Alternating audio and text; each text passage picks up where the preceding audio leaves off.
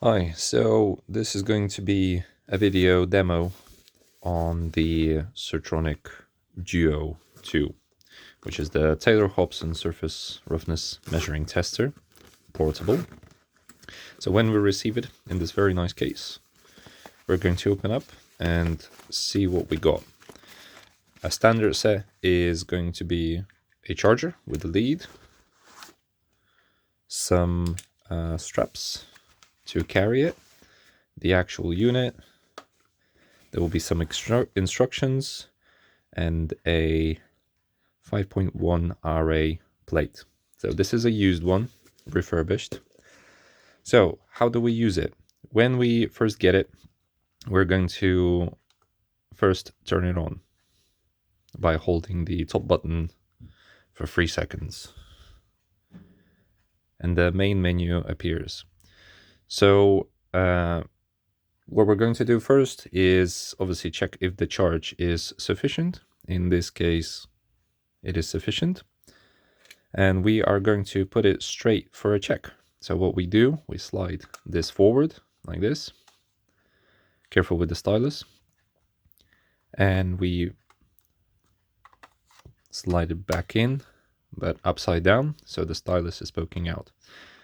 So what we're going to see is, as soon as we've done that, we have a sign to say that the two units are connected. So each dot is a unit, and a line in between them is the connection. If you if you don't see a line in between them, that means the two units are not connected, which we will talk about later on. So first, what I'm going to do is I'm going to put it on the plate. Make sure that in this particular case, the whole thing needs to cover the plate, just like that. So the edge of the front of the Surtronic Duo needs to be in line with the plate. And we are going to just press the orange button right here and wait. 574. Let's say it is 474 RA and I'm not happy with the result. We are going to be calibrating. So on the main menu, we are literally going to press this button here, like that. And we do not need to do anything to set this parameter, which is our calibrated RA value, 5.81. I would press on here, and then I would use these two to increase or lower the value. So in my case, it is right. So I'm just going to press back and set it up again. And try to do it very carefully, so there is next to no vibrations.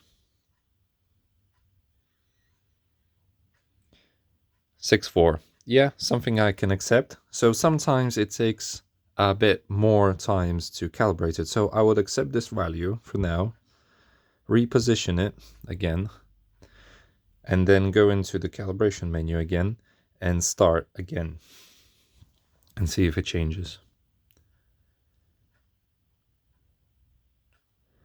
9.1. Okay, that is still acceptable. I'm going to press OK. I'm going to go into the calibration just for the final one.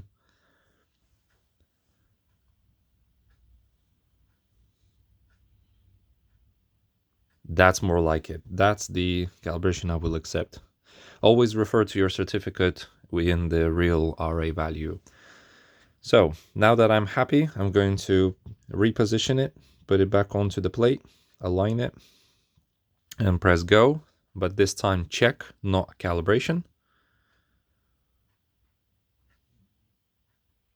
Yeah, I can take that. That's fine. RA, RZ. To go through all the values, I can press the middle button and go RT, RQ, RSK, RQA, and RZ1. And then goes back all the way to the top. You can see the sections it goes through here. So in case of, let's say in case of the Bluetooth, yeah, so we're going to separate it. This green means it's active, and as you can see, this here is trying to connect to it. Once it's connected, the Wi-Fi sign will come up, and that means it's all good to go. So what I'm going to do is I'll set this to the side and put this right here, and I'm just going to press go. Works exactly the same way. Yeah, totally acceptable. I'll press again. Both units have a battery inside there, which I'll tell you later on how to check. 583. Yeah, that's fine by me. So I'm going to slide this back in. Just be always careful of the stylus. Okay, regarding to troubleshooting, let's say your unit is not connecting for some reason. You can go into settings and reset the whole machine, which according to the manual actually voids your warranty or something in that kind of vibe I got from the manual. So I'm going to long press this for 2 seconds, just like that, and this will appear here. Here what you'll be able to see is the two charging percentages. That's the batteries in both of the units. So DU is a drive unit and TU is technical unit, which will be this one right here on the top. So as long as we know that the drive unit is 96% and the top unit is 92%. So if you want to reset it, you would be pressing this. So are you accepting reset? Yes. No. Go back. In this case, I do not need to do that. Sometimes you will have an issue where the Bluetooth is not connecting. So when you separate it and it still shows a dot and this is blinking green, sometimes you just need to press this button here and that will connect it. But sometimes it doesn't work. Bluetooth, after all, chip inside is not really reliable. So in this case, what you would do is you would combine it together, go into the settings menu by pressing this for 2 seconds, and then resetting it while the stylus is out like this. This way, you will be able to reset the Bluetooth and reset the unit, and that will kind of connect to each other. Also, there is an option of taking this off, turning off the actual unit, double check if this is turned off, and turning it back on normally works as well. So I'm just going to turn it back on, slide it back in. Always a good idea to keep these contact lines clean, because that's the only way when the Surtronic Duo is combined together, that's the only way for it to talk to the drive unit. 578, I'm happy with that. So the charger, if you do need a charge, it needs to be charged together. I'm pretty sure some people will try to charge it separately, but it needs to be charged together.